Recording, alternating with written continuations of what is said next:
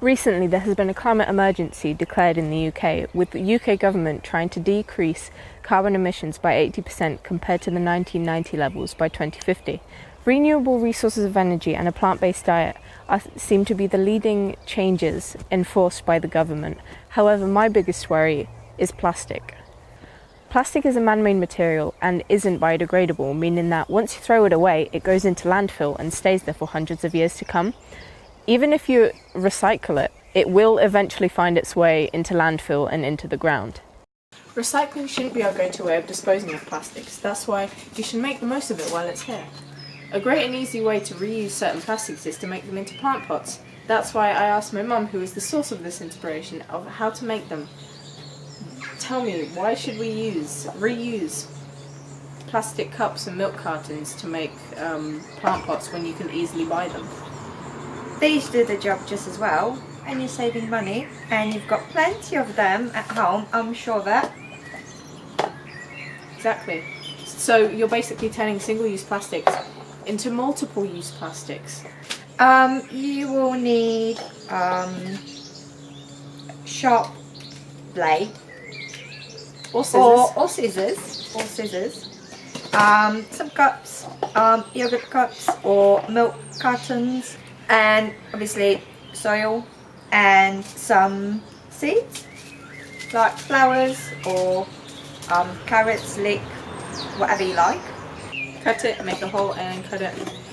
So you can have two, or you can just make it into one large one. Oh yes. As I have done before. Peas. Put down. So yeah, make sure it's clean. Some more holes. Make some holes for water to be go through. Yes. There you go, that will do. Can't see them through, but they are. Some soil.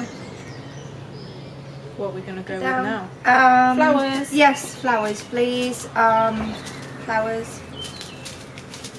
So our garden is going to be very colourful. Very colourful, very nice. Very Attract nice. the bees. Yes. Save the bees.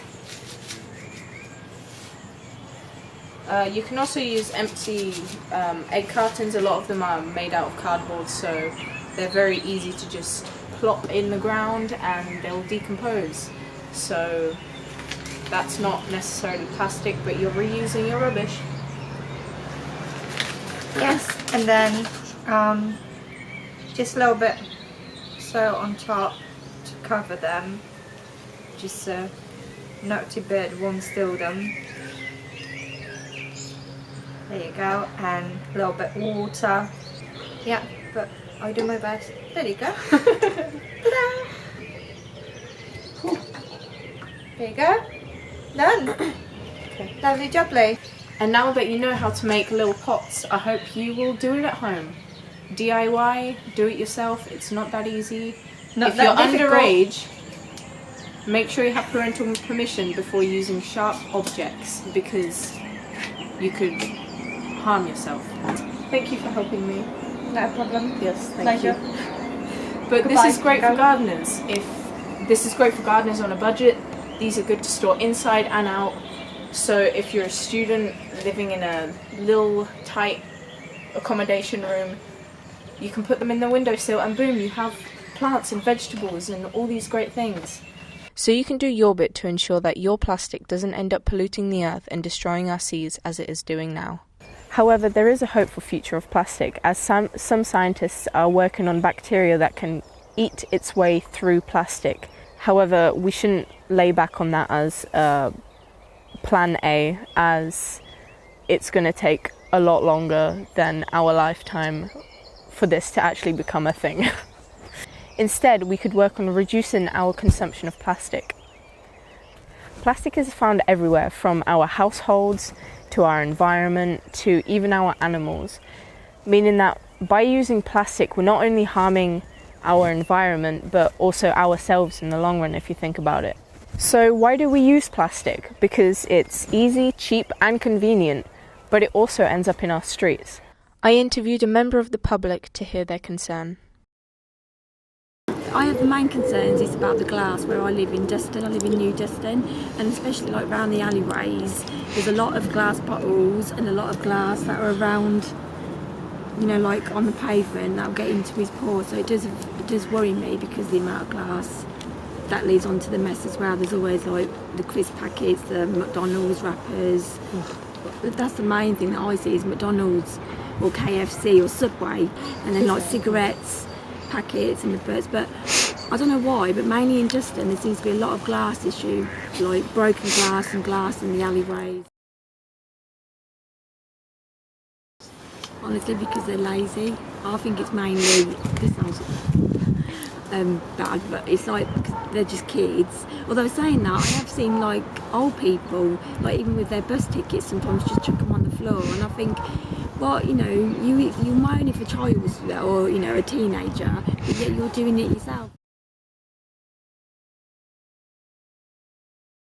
I honestly don't know the answer. I mean, provide more bins. I mean, as well, that's another thing, like again, where I live in Dustin, they always seem to be full. They need to be emptied more. No, but they don't seem to be emptied enough. That's how I feel. What can you imagine? Yes, Reggie's having his say. He says yes, it's really bad. It's just subtitles over that.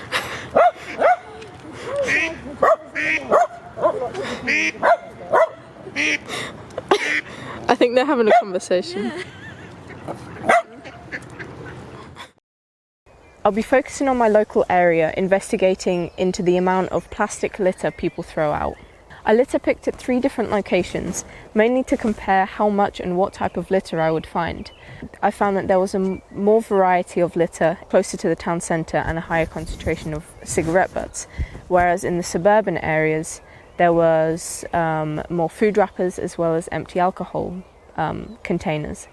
This could be because one of the main types of people that litter in the outskirts are those that drink, responsible for the alcohol.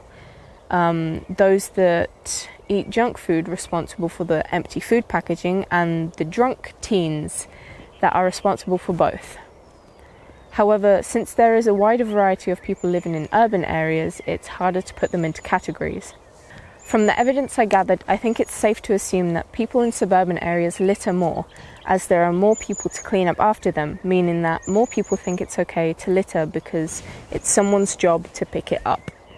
A good example of this mentality can be seen at Northampton College in the canteen. We have dinner ladies that go around picking up after you even before someone's left the table. So naturally a certain amount of people would leave their rubbish behind because they know that somebody will clean up after it. However, this isn't the cleaner's fault, as people would leave their rubbish even if the cleaners weren't there to pick it up. So the problem is